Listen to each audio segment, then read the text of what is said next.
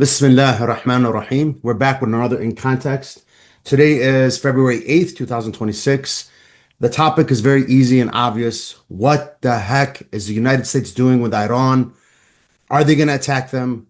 Is Israel going to do something? Is the United States reformatting the Middle East? I don't think this is just about nuclear weapons. I don't think it's about oil. I think there's something more complex here. That's why we must discuss it. I'll leave it to you. Let's just establish the parameters of this discussion. So the US has been saying that Iran has to submit to our will or we're going to bomb them to the Stone Age. And Trump has been playing cute that they will do what I want or I have a huge armada that is going to bomb them to high heavens. That's good stuff. And see what I did in Venezuela, I'm going to do it in Iran and stuff like that. And actually, I have a larger armada in the Middle East than I had in Venezuela. I'm going to do great stuff if you don't do what I exactly want. Anyway, what I want to point out is in all of this, as in Venezuela, the US foreign policy under Trump is more about image than facts. So in Venezuela, he has the image of vanquishing the enemy. Well, Venezuela wasn't an enemy. Maduro was a small-time crook who knew very well that he is working within an American realm. He can posture to maintain his internal control and to maintain his factions' access to state wealth. But in the end, he wasn't doing much that, is very much in harming the US interests. Except that, yes, he was saying, well, actually, the US doesn't control Latin America. Well, actually, this is something that the US has tried to, a picture the US has tried to create since the late 70s. So that wasn't a serious harm. Actually, this was a US policy goal. But Trump wants to revel in the great America he is creating again and all of that nonsense. You look at the raids, the military raids the Trump administration has taken, and you observe that it's about image, not facts. They go on Christmas Day to give a present to the Christian fanatics by bombing Islamist crazies in Nigeria with 14 Tomahawk, 16 Tomahawk missiles. 4 of them failed to explode. The rest explode in open areas. And then when they claim the great successes of the operation, they say, actually, this flushed out the ISIS militants and the Nigerian government arrested them. Okay, great. Well, that was about what was the Nigerian government doing for the last 10 years. What's news? But Trump wants to give his Christian fanatic supporters a present on Christmas Day. That has no political significance. Actually, the targets were suggested by the Nigerian government and approved by the Nigerian president. Of course, Trump didn't announced that we acted to protect Christians. So a lot of the US foreign policy these days have to be seen from this perspective of reality TV, an image, big on image, light on content. Typically, this is not very important because actually the US is playing these games in places it dominate. Nigeria is used to be an English colony a long time ago. There is some remnants here and there, but by and large, the US. Same thing in all of Latin America. Those who don't work for the US acknowledge that the US is dominant and they have to play nice. That's about it. Iran has spent the last 40 years trying to come to a modicum of understanding with the US. So the reason, just to remind everybody, the reason that Iran started the nuclear enrichment program because the US gave them a deal after the Iran assisted them in occupying Afghanistan and Iraq that it's going to remove the doghouse treatment and the pariah image from Iran. And then they reneged. Right after occupying Iraq, Rumsfeld in May 2003 told them, no, we're not meeting in Geneva to give you what you want. It's not happening because there are some resistance to us and you're not doing enough. So the Iranians came back with this nuclear program.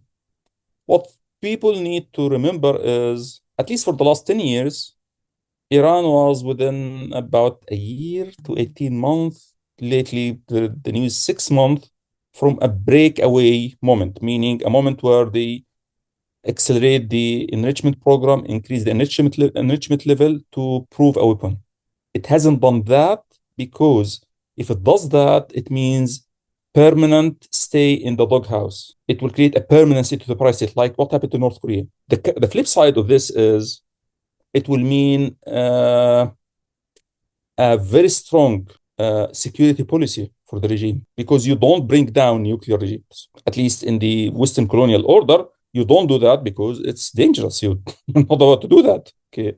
So North Korea did that because they figured that this is the best insurance they can have. The government in Iran has not done that for the last 10 years because they still have a slavish mentality that's still hoping against hope that the US would be magnanimous, be nice to them, and let them out of the doghouse.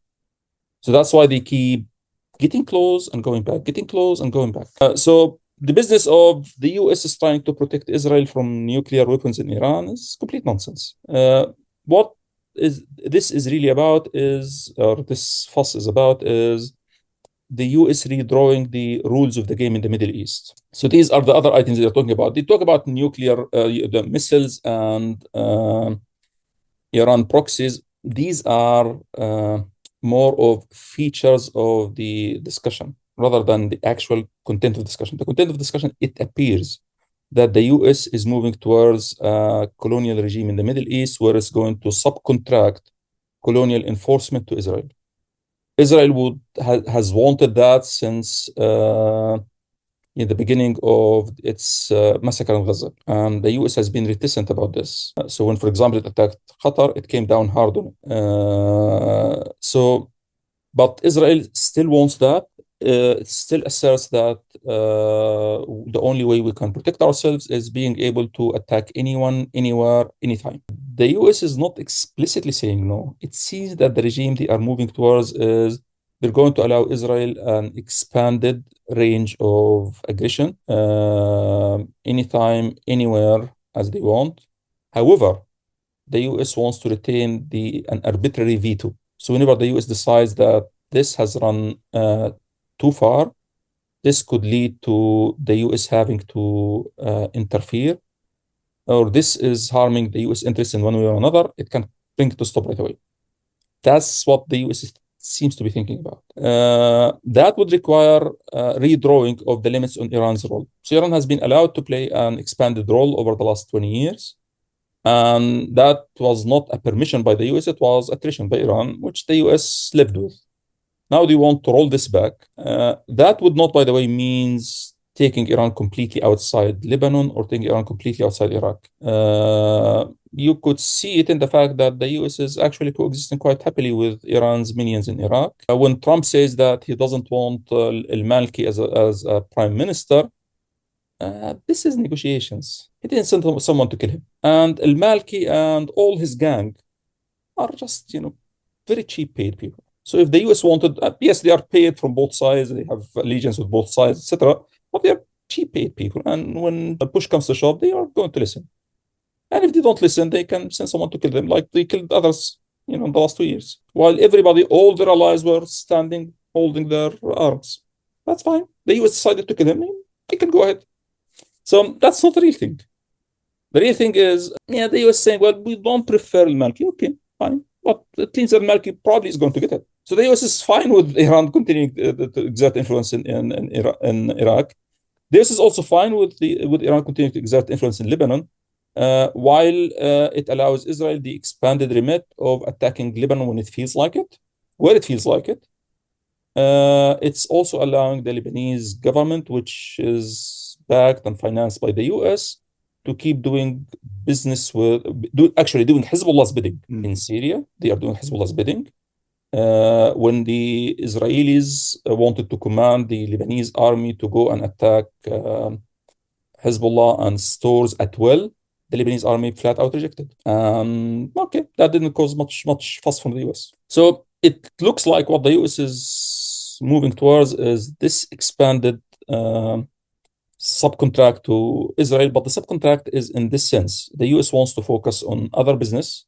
It thinks that the Middle East has been subdued It does not want to spend resources on maintaining colonial control over it. It wants Israel to do that for it. And to make sure that Israel is going to be do it for US benefit, it wants to retain that arbitrary veto. That is what they are discussing with Iran. That you guys are going to accept this state of affairs.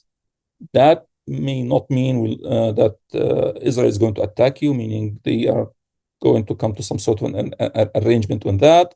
But it means that Israel retains the right to attack your allies, and you don't get to react to that. So that's what I think. That's what they are discussing really. Now, in the road to this, they might bomb Iran, but that won't take them very far, because as Trump keeps demonstrating, he is not interested in a risky proposition. Trying to launch a major attack on Iran is a risky proposition. This is a large state. Yes, the cities has a lot of slaves who dream of the day the West comes and colonizes Iran, but those cities are surrounded with tens of millions of people in the countryside who won't appreciate that. There is no replacement for the regime. The Zionist Shah kid has no political base in the country. Those Western slavish types in these cities may support him as a bridge towards the West, but they don't have much control. They went on their rampage in their demonstrations and it didn't come to much. So this was a demonstration that those guys can't run a country. Now, Israel doesn't mind the regime in Iran collapsing. The US minds, because what the US is trying to do is to pull back resources from the Middle East to maintain its control without having to keep paying for it. So they want to get the returns without the investment. That doesn't mean, attacking Iran in a massive way to bring down the regime is not something that Trump wants, because that could go sideways, as he was pointing to Iraq. Iraq is much easier than Iran, by the way. It's much smaller than Iran. It's much less of a mess than Iran. And Iraq is not on the borders of Russia. So, you need to appreciate that. So the US is not interested in bringing down the regime, assuming even if, because as you're saying, it's a risky proposition.